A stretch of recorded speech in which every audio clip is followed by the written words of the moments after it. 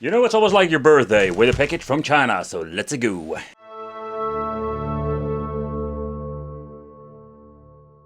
You really don't need a product from the future, because with the Super Console X lineup we do have all kinds of different, let's say, devices that we can play, different retro game systems.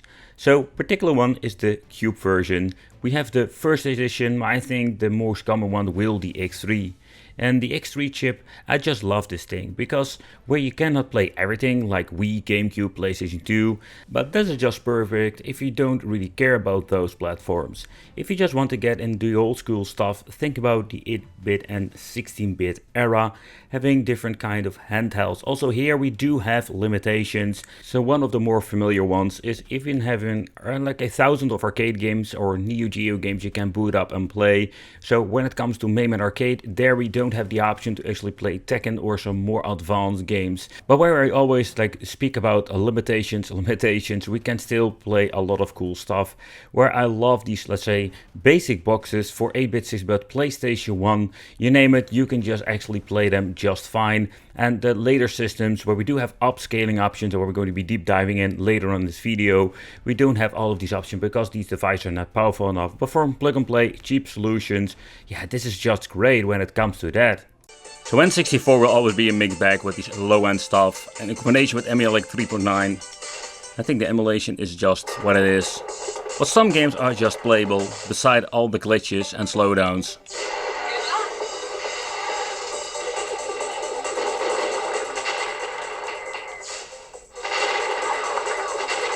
Howdy, partner! Woohoo! Love this game, I've played it as a child so much.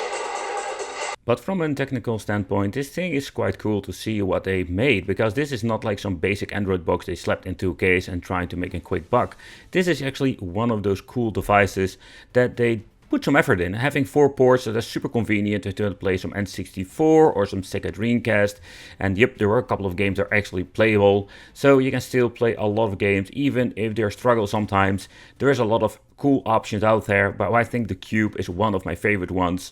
And of course there are so many more of them when it comes to designs, but this is just very cool and it gives a little bit nostalgia feel simply because of the case they're using. You can just see I actually removed the cooling method fairly easy, and they also improved it throughout the different versions they have released. Run just perfect. Music is great. But what I noticed, like this control I'm using now works way better. Where the Super Console X Cube is an out-of-date product in many different ways, I think this is still one of the more appealing devices to me. And the reason why is just the case. The nostalgia vibe is next level with this thing, and the 4 USB ports are like super convenient. And if you're grabbing the X3 model, you do have a little bit of better support with EmuElec, and we even have the option to play some Sega Saturn. A cool device with some limitations, but it's still worth picking up if you just want to get some basic emulation going on and you don't need all of the new fancy, let's say, different kind of emulators when you're thinking about Wii, GameCube, PlayStation 2 and etc.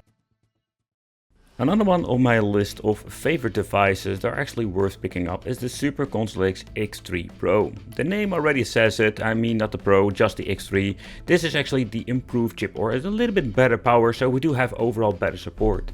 But what makes this thing one of my favorite ones is not this weird, let's say, 8K Ultra HD shenanigans, because that is most of the time a lie. These games are not running on 4K, 8K and all those crazy things. So what you're actually getting with these devices sometimes is just some 1080p output. And as I already said, like most of the games are just running on native resolution. However, when you're getting into this device, I did notice that the quality wise, this thing is quite nice. And with nice, I can actually say better, this thing feels like a really nice quality product because of the case. This gives like a more console feeling, having an on and off switch at the front, enough USB ports, and of course the 2 Wi-Fi antennas you can attach. So where we don't really need any Wi-Fi connection for playing actual games, but if you need to update the system, we can just do it fairly easy, having an option for an SD card and just the necessary ports to connecting this to an HDMI device. If it's a television or a monitor, if it has speakers and HDMI input, you can actually use this device without any problem. But what makes this thing actually pro, or why I actually just love this thing, is that it comes with a built-in storage device like a hard disk. You can swap it out with an SSD if you're going to be cloning the disk, but this is a super convenient way because you can slap in a 1-2 terabyte normal drive for not a lot of money and have like a lot of crazy storage. Particularly when it comes to emulation performance, you can combine this with some, let's say, Dreamcast, Sega Saturn and also PlayStation 1, and you have enough storage to store all of your games. And the way how this thing is configured, the overall quality, I was quite surprised by it. I just love this thing, with the on and off switch, the nice case design, enough USB ports, great cooling and a 2.5 inch drive upgrade, and we can switch it out to a big one if you want to. It's great for 8-bit and 60-bit, and we do have, let's say, a little bit better performance when it comes to systems like Sega Dreamcast. But this is a great example where we do have a little bit more power than the previous model we discussed here in this video. This thing has a very cool overall, let's say, library of systems, with the newer EmuElec having a little bit better options when it comes to emulators, a lot of new improvements, and it has like a significant upgrade of the other version, where the price range between both of the Cube and the Pro are very slim. So I think if you're going to be getting a Pro version like this, we have better performance, but also we have some cool features like the hard drive that is absolutely a good thing if you want to emulate PlayStation 1, Dreamcast and Sega Saturn, because they take up so much space, and when an SD card it's not going to be enough, or if you're having like a 1 terabyte, I think these things don't even support a 1 terabyte SD card, it's going to be so much more expensive and it makes no sense whatsoever. Start off with some Sega Dreamcast, and the overall performance with these boxes are becoming so much better. The consideration is just native resolution, because with upscaling it's absolutely a no-go with these boxes compared with a cheaper mini PC that I've reviewed here on the channel. But okay, so let's take a close look at some gameplay, and I can tell you already, Sega Dreamcast runs just fine. Maybe with some minor hiccups here and there, but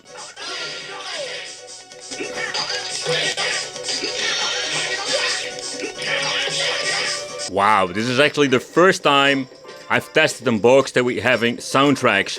You have this feeling that you're actually listening to me, because it was one of those freaking annoying things that you're getting a device and there were like games on there that had no freaking audio. And with a game like Assault Rigs, this was pretty damn a shame, because it's such a cool game with funky music. And let's be honest, the music of the game is the soul of it. However, the story is kind of similar like with the Cube we'll be discussing. So yeah, we can actually play a lot of different systems, but PlayStation Portable struggles and many other devices too. So, but still, if you want to get something basic, but you do want to have like a cheap upgrade storage possibility, I think the X3 Pro combined with this cooling performance, this is absolutely a very cool device.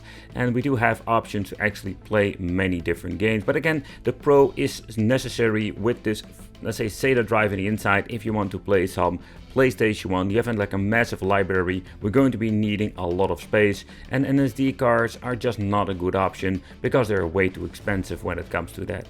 However, you need to do a little bit of a tweaking with some systems like PlayStation Portable, but there is a lot of stuff you can still play, but you do need to have like an open mind when it comes to these cheap boxes. We do have like a hit or miss situation when it comes to that. Think about Dreamcast, Saturn, PlayStation Portable. So far I know there is no Wii or GameCube support, but if you love the really old school stuff and you don't mind if some N64 games or some other system will have not the perfect 60 frames per second performance, yeah, I think this can be a very cool viable option. And if you don't care about PlayStation at all, I think you rather get yourself a Cube or something similar, because those are just fine with an SD card.